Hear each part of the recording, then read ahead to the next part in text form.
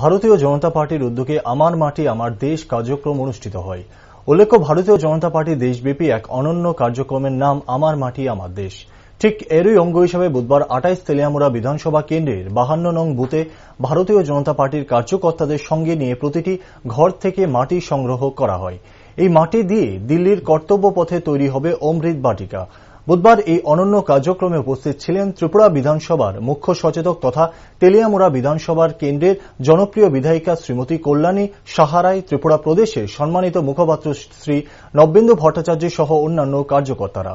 পরবর্তীতে সাংবাদিকদের মুখোমুখি হয়ে বিধায়িকা কল্যাণী রায় বলেন, মেরা মিট্টি মেরা দেশ এই কর্মসূচির অঙ্গ হিসাবে রাজ্যের 60টি বিধানসভা কেন্দ্রের প্রতিটি মণ্ডলের উদ্যোগে মাটি সংগ্রহ করা হচ্ছে ইতিমধ্যে। পাশাপাশি বিগত 2 বছর ধরে ভারতীয় জনতা পার্টির উদ্যোগে রাজ্যের প্রতিটি ঘরে হর ঘর তিরঙ্গা নামে এক কর্মসূচি অনুষ্ঠিত হচ্ছে।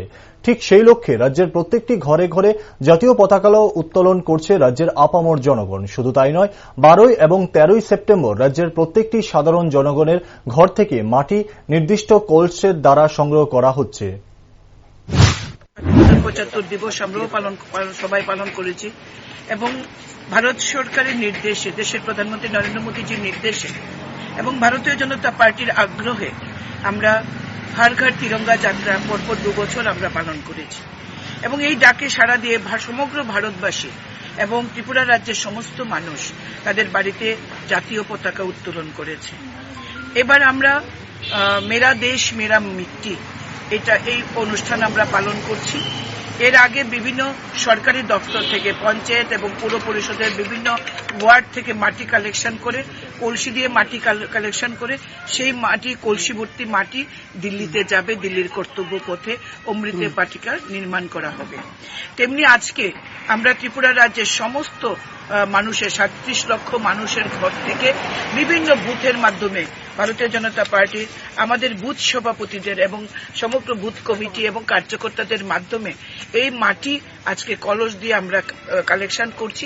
12 সেপ্টেম্বর ও 13 সেপ্টেম্বর ধার্য করা হয়েছে। আমরা সেই মাটি কালেকশন করে আজকে বিকেলের মধ্যে আমাদের মন্ডল কার্যালয়ে সেই মাটিগুলো কালেকশন হবে, কলসগুলি কালেকশন হবে। বুথ প্রেসিডেন্টরা আমাদের হাতে সমর্পণ করছেন সেই কলসিগুলি। আগামীকাল তেলিয়ামুড়া মন্ডল থেকে সেই মাটি ভর্তি কলস থেকে একটি কলস নির্মাণ করে সেই কলস নিয়ে আমাদের খোয়াই কার্যালয়ে, আমাদের জেলা কার্যালয়ে জমা দেবেন। সেখান থেকে জেলা সভাপতি এই কলস নিয়ে রাজ্য কমিটির কাছে সেটা তুলে